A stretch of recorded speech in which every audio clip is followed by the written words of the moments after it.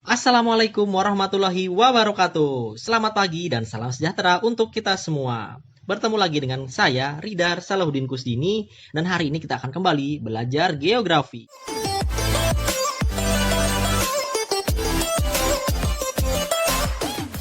Seperti biasa, mari kita mulai kegiatan pembelajaran kita pada hari ini dengan berdoa. Berdoa sesuai dengan agama dan kepercayaan kalian masing-masing. Berdoa dimulai. Untuk materi yang kita pelajari pada hari ini adalah pemanfaatan peta, penginderaan jauh, dan sistem informasi geografis. Agar bisa paham lalu ingat tentang materi yang kita pelajari pada hari ini, silahkan kalian siapkan buku paket, buku LKS, dan buku catatan kalian masing-masing. Pasti kalian masih ingat, peta, penginderaan jauh, dan juga sistem informasi geografis ini sudah kita pelajari bersama-sama di kelas 10. Namun, pada kelas 12 ini kita akan pelajari kembali dan lebih berfokus pada pemanfaatannya untuk kehidupan sehari-hari. Lalu, apakah kalian masih ingat pengertian dari peta, penginderaan jauh, ataupun sistem informasi geografis? Apabila kalian lupa, saya sudah menyiapkan video khusus yang membahas tentang peta, penginderaan jauh, ataupun sistem informasi geografis secara rinci di channel ini. Jadi silahkan kalian tonton agar kalian bisa ingat kembali dan memahami tentang materi yang akan kita pelajari pada hari ini. Setiap materi ataupun pelajaran yang kita pelajari di sekolah, itu tentu saja ada manfaatnya. Namun manfaatnya akan berbeda-beda sesuai dengan ranah dari masing-masing mata pelajaran. Lalu, apa sih manfaat dari peta, penginderaan jauh, dan juga sistem informasi geografis? Mari kita bahas bersama-sama. Peta merupakan gambaran dari permukaan bumi yang nantinya berguna bagi kita untuk mengetahui, untuk memahami, baik berupa topografi ataupun letak-letak yang ada di permukaan bumi. Manfaat yang pertama dari peta adalah pada bidang tata guna lahan. Pada sektor permukiman, dengan adanya peta, kita bisa merencanakan pembangunan fasilitas umum. Lalu juga untuk penentuan lokasi permukiman. Dengan adanya peta, kita bisa memperkirakan. Kita juga bisa mengetahui lokasi mana yang aman untuk ditinggali, sehingga masyarakat yang tinggal di permukiman tersebut dapat merasa aman dan nyaman. Lalu, pada sektor pertanian dan perkebunan. Peta sangatlah penting bagi sektor pertanian dan perkebunan, karena dengan adanya peta, kita bisa memperkirakan hasil produksi pertanian. Lalu kita juga bisa mengidentifikasi tanaman-tanaman yang mengalami masalah atau sakit. Lalu kita juga bisa menentukan lokasi pertanian yang strategis, yang bisa menghasilkan hasil panen yang terbaik. Lalu yang ketiga pada sektor monitoring perubahan lahan. Manfaatnya adalah untuk kita bisa mengetahui perubahan penggunaan lahan. Jadi, kita tidak salah langkah dalam menentukan kegiatan.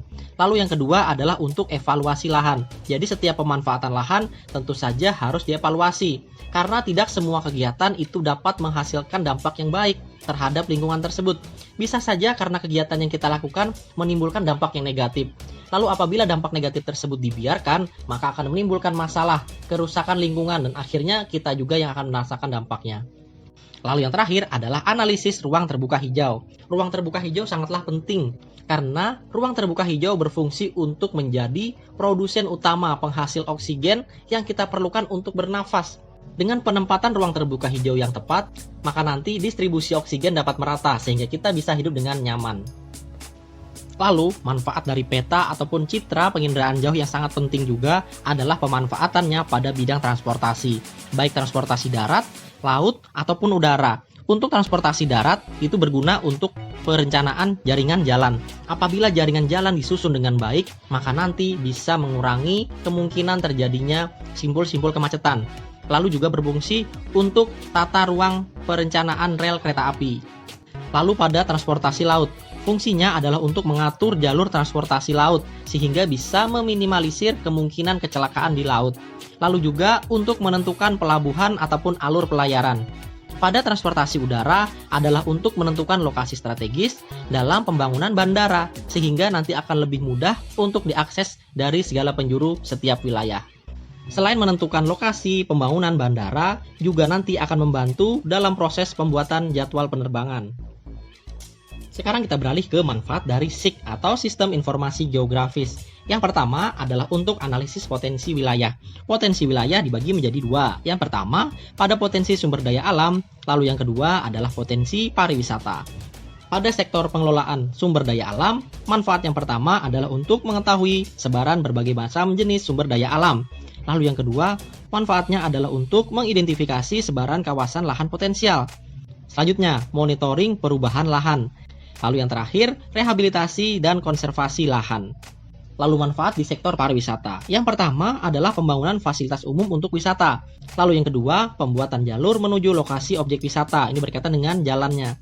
Lalu yang ketiga adalah pemetaan lokasi wisata. Jadi lokasi wisata dipisah-pisah agar nanti pembangunan wilayah dapat merata. Namun apabila di antara kalian ada yang bingung, kenapa SIK bisa bermanfaat untuk sektor pariwisata? Jadi ada alur yang harus dilalui agar SIK bisa benar-benar bermanfaat untuk sektor pariwisata.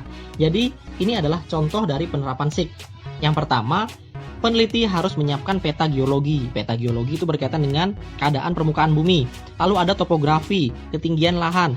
Lalu ada peta lereng. Selanjutnya, peta jenis tanah. Dan yang terakhir adalah peta penggunaan lahan. Lalu peta-peta tersebut digabungkan, dianalisis bersama-sama, lalulah jadi peta satuan lahan. Lalu selanjutnya peta tersebut diuji lapangan. Nanti akan menghasilkan data primer dan data sekunder. Data primer itu nanti bisa berupa drainase, kemiringan lereng dari tempat tersebut, teksturnya, keadaan banjirnya bagaimana, lalu batuannya, struktur batuannya. Lalu pada data sekunder yang dapat dianalisis adalah kajian dari litologinya, curah hujannya, temperatur ataupun keadaan air tanahnya bagaimana. Lalu dilaksanakan tahap analisis dan klasifikasi. Apabila wilayah tersebut memenuhi syarat-syarat untuk bisa dijadikan sebagai lokasi pariwisata, maka analisis akan dilanjutkan. Lalu dibuatlah peta kesesuaian lahan dan arahan pengembangan pariwisata. Jadi nanti kita bisa mengetahui potensi pariwisata apa yang baik ataupun yang tepat untuk wilayah tersebut. Sekarang kita lanjutkan dengan manfaat dari SIK atau Sistem Informasi Geografis pada bidang kesehatan. Jadi ada dua hal yang perlu kita perhatikan. Yang pertama adalah analisis sanitasi lingkungan, lalu yang kedua adalah analisis fasilitas kesehatan. Pada sanitasi lingkungan, yang harus kita perhatikan juga adalah perencanaan pembuatan jalur selokan atau drainase.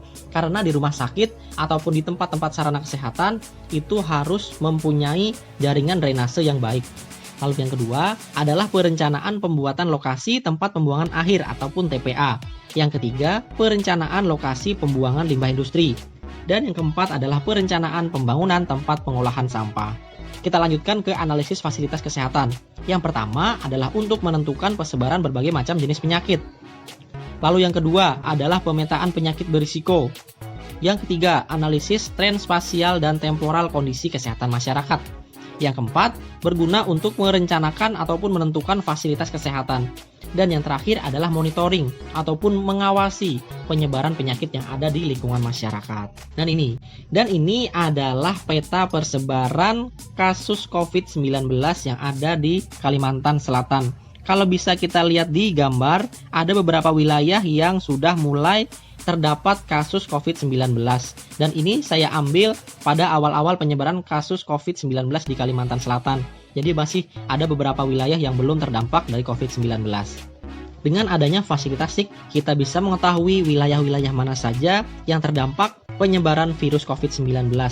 Sehingga pemerintah bisa lebih fokus untuk menangani wilayah yang sudah terdampak dan bisa menjaga wilayah yang belum terdampak agar tidak ikut terinfeksi dari penularan. Dan sekarang saatnya tugas. Menurut kalian, seberapa penting peran peta, penginderaan jauh, dan juga SIK dalam pembangunan setiap wilayah? Silahkan kalian kerjakan di buku catatan kalian masing-masing.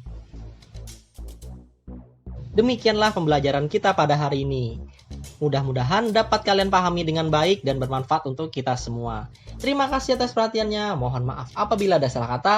Assalamualaikum warahmatullahi wabarakatuh. Selamat pagi dan salam sejahtera untuk kita semua.